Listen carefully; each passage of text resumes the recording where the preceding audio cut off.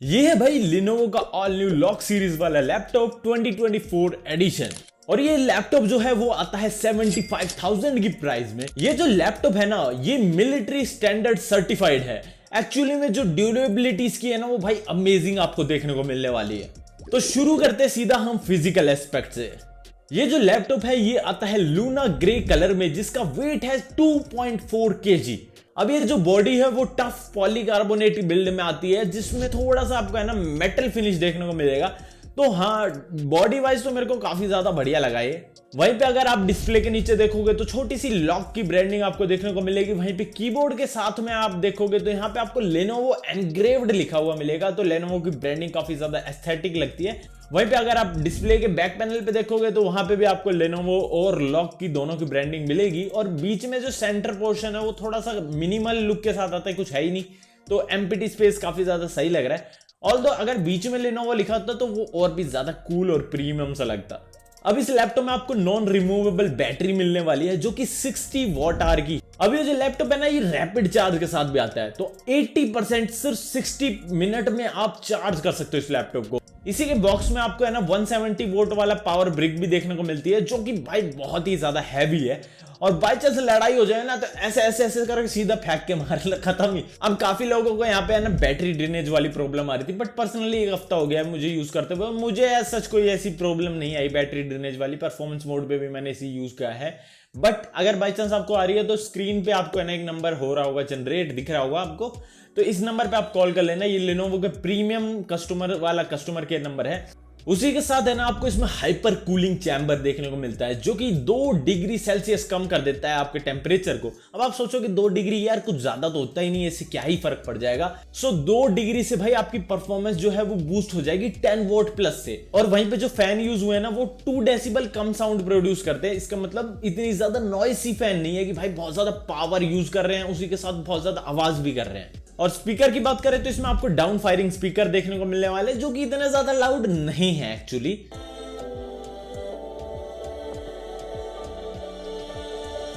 तो मैं स्पीकर से थोड़ा इंप्रेस नहीं हुआ, थोड़े स्पीकर बढ़िया क्वालिटी के नहीं यूज करने चाहिए थे। और वहीं पे स्पीकर के पीछे की साइड आप देखोगे तो नीचे की तरफ आपको एयर वेंट्स भी देखने को मिलने वाले हैं। एयर वेंट्स आपको पीछे की तरफ भी मिलेंगे। अगर पीछे की तरफ पोर्ट्स की बात करें तो 2 USB-A पोर्ट मिलने वाले हैं, जो कि 5 GB पर सेकंड की स्पीड तक को सपोर्ट करते हैं। वहीं पे आपको HDMI पोर्ट भी मिल जाएगा, साथ ही साथ आपको पावर इनपुट पोर्ट भी मिल जाएगा। और राइट साइड में अगर देखें तो Type-C 3.5 mm जैक, कैमरा का ई शटर बटन, जो कि ई शटर है क्योंकि भाई एक्चुअली में कुछ कैमरा के ऊपर नहीं आता, वो बस आप यूं मान लो कि आपके लाइक सॉफ्टवेयर वाइज है ना डिसेबल कर देते हैं कैमरा को, तो अब उसको कोई एक्सेस नहीं कर सकता। और एक USB-A पोर्ट भी मिलता है। अगर टॉप लीड फ्लैक्स की बात करें तो भाई बिल्कुल नेग्लिजिबल मिलता है। वहीं पे कीबोर्ड फ्लैक्स भी बिल्कुल नेग्लिजिबल सही मिलता है। बट स्क्रीन वोबल की बात करें तो हाँ भाई काफी ज्यादा मिलता है। अगर आप एज अ गेमिंग लैपटॉप से थोड़ा करोगे ना कंपेयर, तो हाँ भाई वैसा ही मिलता है जैसा नॉर्मल गेमिंग में मिलता है। और एक मेरे को थोड़ी सी दिक्कत लगी कि भाई जो चार्जिंग इंडिकेटर की जो पोजीशन है ना, वो बहुत ही अजीब है। क्योंकि डिस्प्ले अगर आप ओपन कर रखी है और आप लैपटॉप यूज कर रहे हो ना, तो आपको डिस्प्ले को नीचे करना पड़ेगा, तब आप पीछे की तरफ देख सकते हो कि भाई हमारा जो लैपटॉप है वो चार्ज हो रहा है या नहीं हो रहा। इंटरेस्टिंग बात यह है कि जो पावर बटन है वो भाई एक लाइट से घिरा हुआ है। मतलब जो पावर बटन है उसके बगल में लाइट लगी हुई है सर्कुलर रिंग में। और वो जो लाइट है वो 4 कलर शो करती है, जो कि अलग अलग मोड्स को इंडिकेट करते हैं। सबसे पहले हमारा व्हाइट जो लाइट है वो इंडिकेट करती है बैलेंस्ड परफॉर्मेंस को। ब्लू लाइट करती है क्वाइट मोड को, जिसमें भाई बिल्कुल मिनिमम फैन हो जाते हैं और जिनसे कम से कम साउंड प्रोड्यूस होती है। और आपकी जो परफॉर्मेंस है नॉर्मल आपकी चलता रहता है काम। वहीं पे बाकी के जो 2 मोड हैं उनको यूज करने के लिए आपको भाई पावर इनपुट लगाना पड़ेगा, तभी आप उनको यूज कर सकते हो। तो थर्ड मोड है हमारा परफॉर्मेंस मोड, जिसमें लाइट हो जाती है रेड, जो कि काफी ज्यादा इंटरेस्टिंग लगता है। एंड लास्ट फोर्थ जो मोड है वो है कस्टम मोड, जिसमें लाइट हो जाती है पर्पल। तो ये जो मोड्स वाइज जो लाइट चेंज होती है भाई काफी ज्यादा बढ़िया लगती है। अब थोड़ा ट्रैक पैड की बात कर लेते हैं। तो फुल साइज का ट्रैक पैड आपको देखने को मिलने वाला है, जिसपे हर एक गेस्चर आप यूज कर सकते हो। और गेस्चर मतलब 3 swipe finger up down left right, और जितने भी रीसेंट टैब है उनको चेंज करना है, या फिर हम नेक्स्ट या न्यू डेस्कटॉप पे जा सकते हैं, वो भी गेस्चर से यूज कर सकते हैं। प्लस सबसे इंटरेस्टिंग गेस्चर मेरे को जो इसमें लगा, जो कि आप Lenovo विंटेज में जाके ऑन कर सकते हो, वो है सिंगल फिंगर स्वाइप अप और swipe down on the left और राइट साइड। इसका मतलब ये है कि जो आपका ट्रैक पैड है उसके राइट साइड के 10% हिस्से में अगर आप सिंगल फिंगर से स्वाइप करते हो, जब आप किसी भी एप्लीकेशन को फुल स्क्रीन पे यूज कर रहे होगे, तो आप वॉल्यूम को ज्यादा या कम कर सकते हो जस्ट सिंगल फिंगर को स्वाइप अप या स्वाइप डाउन करके। वहीं पे अगर लेफ्ट साइड करोगे तो ब्राइटनेस आप इंक्रीज या डिक्रीज कर सकते हो, जो कि मुझे काफी ज्यादा बढ़िया लगा फीचर। वहीं पे कीबोर्ड की बात करें तो बैकलाइट कीबोर्ड आपको देखने को मिलने वाला है, फुल साइज वाला। अगर RGB लाइट होती तो बहुत ज्यादा इंटरेस्टिंग हो जाता, FPS बूस्ट हो जाते और अंदर का जो भाई डोपामिन है ना वो तो तगड़ा ही हो जाता। ऑल्दो 4-5 हजार रुपए देना एक्स्ट्रा, वो भी सिर्फ RGB के लिए शायद वर्थ इट हो, किसी के लिए शायद ना हो, बट मुझे लगा कि ठीक है यार बैकलाइट भी काम चल ही जाएगा। और ये जो कीबोर्ड है वो 100% एंटी गोस्टिंग कीबोर्ड है। एंटी गोस्टिंग मुझे पता है, आपको पता होगा कि क्या होता है, बट नहीं पता है तो बता देता हूं कि जो भी आप की प्रेस करोगे वो रजिस्टर 100% होने वाली है। उसी के साथ जो कीबोर्ड है भाई वो आता है स्वैपेबल कीज के साथ, बट मेरे अंदर वो गुद्दा ही नहीं है भाई कि मैं अपने ना कीबोर्ड की कीज को स्वैप करने के लिए खींच के निकालू, मेरे में नहीं है भाई। अगर आप में है कर लेना। बाकी अब बात करते हैं डिस्प्ले की। 15.6 इंच की डिस्प्ले देखने को मिलने वाली है, जो कि IPS FHD पैनल आपको देखने को मिलने वाला है, जो कि एंटी ग्लेयर डिस्प्ले है और 144 हर्ट्ज रिफ्रेश रेट के साथ आता है।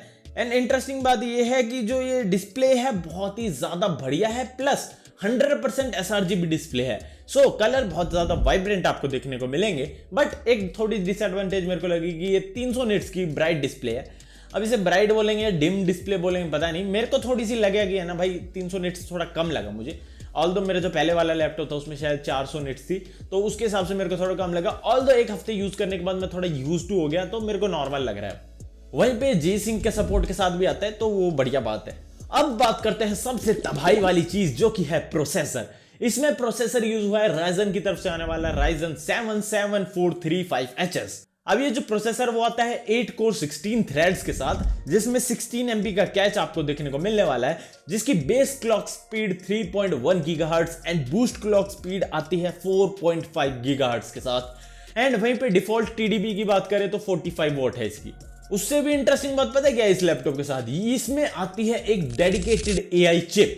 और उसी के साथ साथ आपने एक चीज नोटिस भी की होगी कि इसके जो कीबोर्ड है उस पे माइक्रोसॉफ्ट कोपायलट के लिए एक डेडिकेटेड बटन है। तो हाँ, ये थोड़ा अर्ली स्टेज में, बट मैंने थोड़ी सी है ना इसमें इमेज जनरेट करके देखी थी हल्की, बट इतनी ज्यादा कुछ अच्छी नहीं आई, तो वो आप देख लेना अपने हिसाब से कैसा लगता है। अर्ली स्टेज पे डेफिनेटली तो हम इसे ज्यादा कुछ जज नहीं करेंगे, बट हाँ थोड़ा फ्यूचर में जैसे जैसे अपडेट करेगी कंपनी, तो मेरे हिसाब से काफी इंटरेस्टिंग बात है कि भाई जैसे ही कुछ हमें AI की आर्टिफिशियल इंटेलिजेंस की हेल्प चाहिए, हम डायरेक्टली एक बटन प्रेस करेंगे और हमारे सामने हमारे लिए हेल्प करने के लिए एक असिस्टेंट खड़ा हुआ बैठा हुआ, मतलब क्या कहेंगे, खड़ा है बैठा है, मतलब समझ जाओ, मतलब होगा यार आपके लिए एक।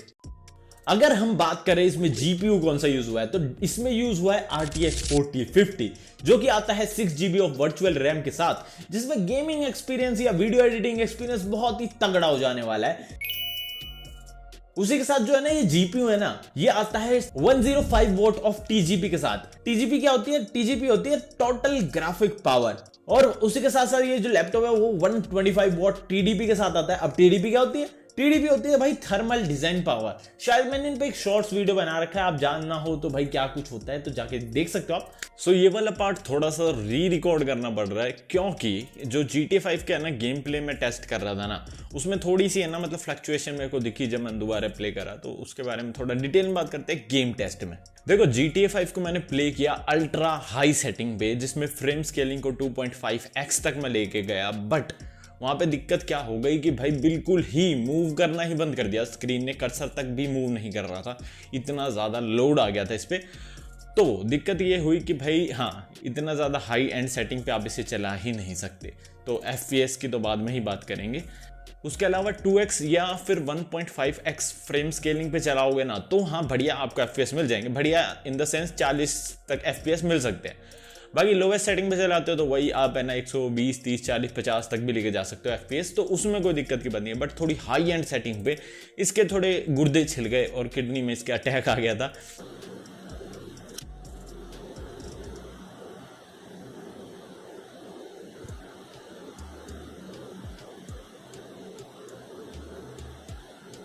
उसके बाद मैंने फिर वैलोरेंट चलाया। वैलोरेंट पे है ना थोड़ा दिक्कत ये हो गई कि उसकी जो सेटिंग्स थी उसमें मैं डूब गया और भाई मेरे को समझ नहीं आ रहा था हो क्या रहा है। मतलब दिक्कत ये थी कि भाई वैलोरेंट की गेम सेटिंग में है ना बहुत ज़्यादा FPS लिमिटिंग वाली सेटिंग्स ज़्यादा थी। तो उनमें वो FPS लिमिट हो रखे थे। पर ठीक है, नॉर्मल सेटिंग पे मेरे को है ना लाइक यूँ कह सकते हैं कि 250 FPS तक मिल रहे थे, जो कि थोड़े इस प्रोसेसर और इस GPU के हिसाब से कम लगते हैं। बट हाँ ठीक ठाक है यार, हो सकता है सेटिंग वगैरह मैं कुछ नहीं छेड़ पाया। One enemy remaining.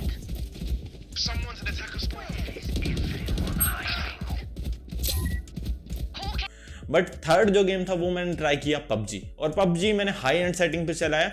वहाँ पे मेरे को 80 FPS मिल ही रहे थे अप्रॉक्स, और कम से कम मेरे को 60 मिल रहे थे, और 60 से 80 के बीच में है ना FPS वेरी कर रहे थे। बाकी जो भी सेटिंग्स और जितनी भी आप यूजेज देख सकते हो अपनी स्क्रीन पे।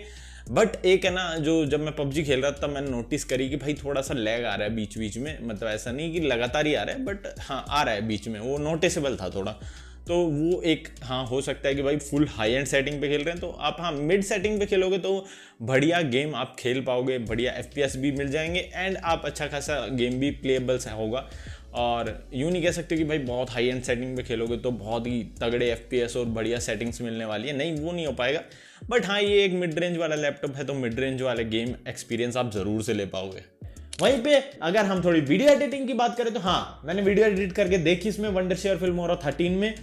सबसे पहले मैंने 1080p पे वीडियो एडिट करी, जिसमें मेरे को लगभग हम मान ले 5 मिनट की वीडियो थी, और जिसको रेंडर करने में मेरे को लगी थी 1 मिनट, और उसकी टाइमलाइन आप देख सकते हो कुछ ऐसी सी टाइमलाइन है। उसी के साथ फिर मैंने इसमें ना 4K वीडियो लेयर में लगाई, और लेयर को फिर रेंडर करके देखा, तो लेयर को मतलब 4K लेयर है, एज अ मेन टाइमलाइन में नहीं है, 4K as a layer use करी, और उसको फिर रेंडर किया तो लगभग 3 मिनट लगी। बट एक सबसे बढ़िया बात मेरे को है ना लाइक पता चली, जो बता देता हूं आपको, आप अपने हिसाब से कंसीडर कर लेना कैसी बात है। कि आप जब वीडियो एडिट करोगे ना 4K में, तो आप पहले प्रॉक्सी जनरेट कर लेना, जिससे जो वीडियो एडिटिंग जब आप कर रहे होगे ना तब स्मूथ एक्सपीरियंस हो जाएगा। और अगर आप फुल 4K वाली यहाँ पे है ना जनरेट कर लोगे, उसके बाद टाइमलाइन में लगाओगे तो थोड़ा सा डिले आएगा, जैसे आप पॉज या कंटिन्यू कर रहे हो। तो प्रॉक्सी जनरेट करना, एट द एंड जब रेंडर करोगे ना तब वही 4K क्वालिटी मिलेगी आपको। बाकी मैंने इस पे ना 4K की जब एडिटिंग की, जो कि यही वीडियो है, ये तो मैं रीशूट कर रहा हूँ पार्ट को, बट जो पहले अभी मैं बना चुका हूँ, जिसको अभी मैं एडिट कर रहा था, इस पार्ट को अगेन मैं रीशूट कर रहा हूँ थोड़ा सा, तो उसको एडिट करते हुए जो कि 4K 60 FPS पे रिकॉर्ड हुई थी, उसको एडिट करते हुए भाई लैग आ रहा था। यहाँ तक कि फिल्मोरा 13 में मैं उसे कर रहा था एडिट, और फिल्मोरा 13 में भाई जैसे ही प्लेयर वीडियो प्ले कर रहा था तो वो लैग कर रहा था, और प्लेयर की सेटिंग्स जो थी यानी कि वीडियो क्वालिटी थी 1/4 करी हुई थी ओरिजिनल वीडियो के, उसके बाद भी लैग आ जा रहा था। और 4K मेन टाइमलाइन में लगाने के बाद आप 1080p अगर उसमें लगाते हो ना लेयर्स में, तो फिर भी ठीक ठाक चल जाता है। बट 4K मेन टाइमलाइन में लगाने के बाद 4K ही जब आप है ना लेयर्स में लगाओगे तो बहुत ही ज़्यादा आपको ऐसा लैग फील होगा। लैग फील नहीं दिखेगा भाई, वो अच्छा खासा दिखेगा।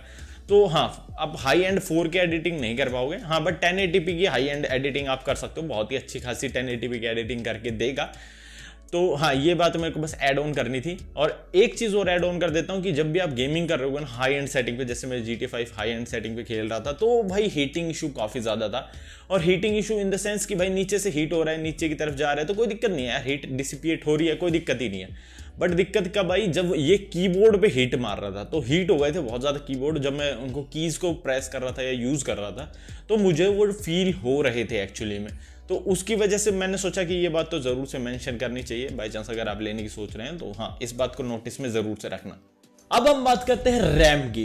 रैम है ना राइजन वाला, जो राइजन 7 है ना, ये 24 GB को लाइक ऐसा है कि इसमें डुअल चैनल रैम है, डेफिनेटली 12 GB की 2 स्टिक लगी हुई है इसमें। तो टोटल 24 GB रैम है, जो कि 4800 मेगाहर्ट्ज पे क्लॉक्ड है। वैसे तो इसमें 5200 मेगाहर्ट्ज होनी चाहिए थी, बट 48 भी हम कहेंगे गेमिंग के हिसाब से काफी सही सी है।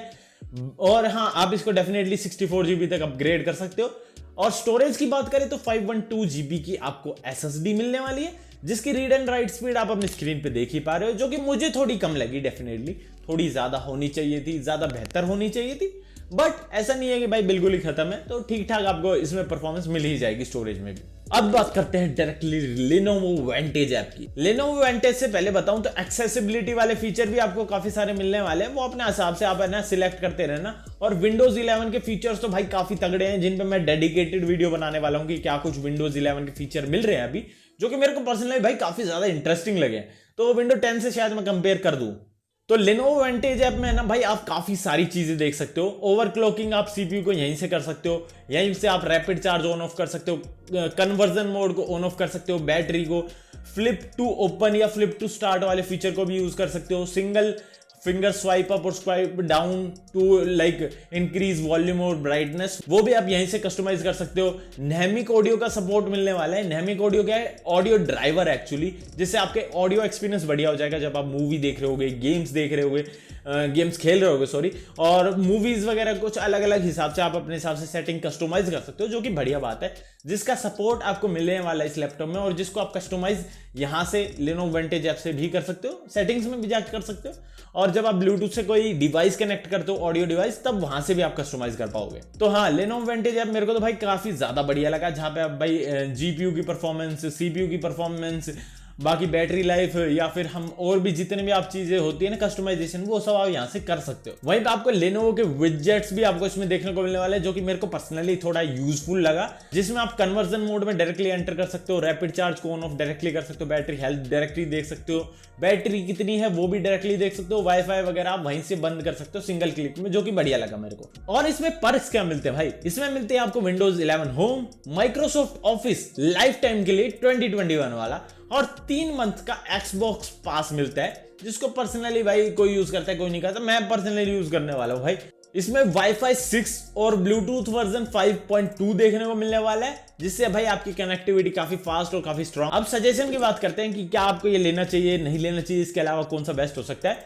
तो इसके साथ साथ एक कंसीडर मैं कर रहा था Lenovo का ही लॉक सीरीज का i5 13450HX वाला। ये वेरिएंट है ना, वही है जिसमें भाई मतलब थोड़े लोगों ने बताया था कि भाई मदरबोर्ड डेड हो जा रहा है, वही वाला वेरिएंट है। तो इसको मैं थोड़ा प्रेफर करता, क्योंकि i5 13 जेन की परफॉर्मेंस डेफिनेटली बेटर है Ryzen 7 से। थोड़ा सा महंगा भी था, 3-4 हजार रुपए।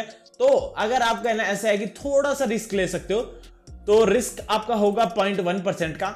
0.1% पे आप रिस्क लोगे तो परफॉर्मेंस भी बेहतर मिलेगी आपको, RGB मिल जाएगी उसमें, और इंटेल की परफॉर्मेंस डेफिनेटली 13 जनरेशन की Ryzen 7 के इस प्रोसेसर से बेटर है, थोड़ी सी 1-2% ज्यादा ही मिलेगी, बाकी सब फीचर सेम है, RGB मिल जाएगा उसमें आपको। तो उसका लिंक आपको डिस्क्रिप्शन में मिलेगा, इसका भी लिंक डिस्क्रिप्शन में मिलेगा।